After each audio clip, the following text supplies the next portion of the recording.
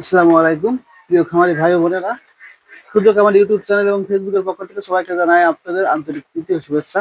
আজ আপনাদের সাথে যে বিষয়টা নিয়ে কথা বলবো সেটা আসলে আপনার ছাগলের ডায়রিয়া বা পাতলা পায়খানা যেটা বলেন সেটা নিয়ে। প্রাথমিক ভাবে আপনারা যখন আপনাদের খামারে বাচ্চা ছাগলের দেখবেন যে ডায়রিয়া অথবা নরম পাতলা পায়খানা করছে, তখন কি করবেন? সাধারণত প্রাথমিক যে ট্রিটমেন্টটা সেটা কিন্তু আপনাদের সকলের জানা উচিত। কারণ আপনার খামার যখন আপনি এটা করবেন, সে তো সবসময় কিন্তু আপনি ডাক্তারকে পাবেন না, যে চিকিৎসক আছে সবাইকে পাবেন না। এই জন্য প্রাথমিক চিকিৎসাটা আপনাদের নিজেরাই দিতে হবে। সেক্ষেত্রে কিন্তু আপনাদের আমি দুইটা ওষুধের কথা বলবো।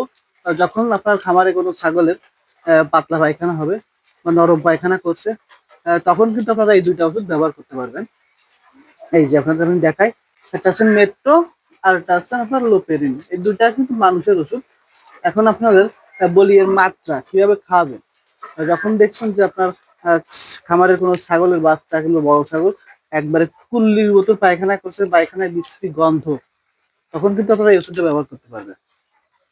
পায়খানা নরম হলেও কিন্তু ব্যবহার করতে পারবেন, সেক্ষেত্রে কিন্তু ডোজ কম। সেক্ষেত্রে আপনার লোপেরিনটা ব্যবহার না করে শুধুমাত্র ফিলমেট বা মেট্রোনিডাজল যে কোনো একটা ট্যাবলেট কিন্তু ব্যবহার করতে পারেন। আর যখন পায়খানার পরিমাণটা হবে একদম পাতলা পানির মতন এবং পায়খানায় দুর্গন্ধ থাকবে, সেক্ষেত্রে কিন্তু আপনারা ফিলমেট বা মেট্রোয়েট ট্যাবলেটের সাথে এই লোপেরিন ক্যাপসুলটা অ্যাড করতে পারেন। সেক্ষেত্রে আরেকটা বিষয়, আরেকটা যদি আপনারা সব থেকে ভালো হয় কি, এর সাথে যদি আপনারা প্রিবায়োটিক প্রোবায়োটিক অ্যাড করতে পারেন। এই প্রিবায়োটিক প্রোবায়োটিক বলতে আপনার বোঝানো হচ্ছে জাইমোভেট, স্টোমোভেট, এই গ্রুপের যে পাউডার গুলো পাওয়া যায় ভেটেরিনারিতে, সেই পাউডার গুলো যদি এর সাথে আপনারা অ্যাড করেন, সেক্ষেত্রে কিন্তু খুব ভালো রেজাল্ট আসবে।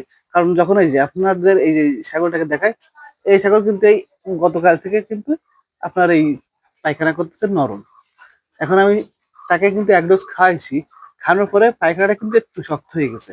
এখন শক্ত হয়ে যাওয়ার পরে কিন্তু আমি এখন একে আবার খাবো আর এক ডোজ, মানে দিনে কিন্তু দুইবার, সকাল এবং রাত।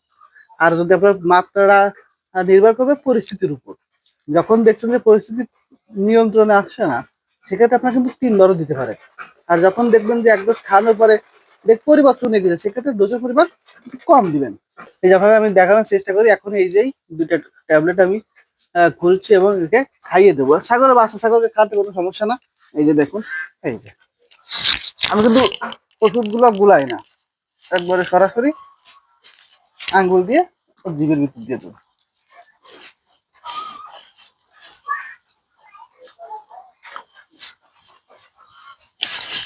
মুখটা একটা চামচ এরকম ধরে রাখবে, যাতে ওষুধটা গিলে খেয়ে হয়। এভাবে কিন্তু আপনারা দিতে পারবেন।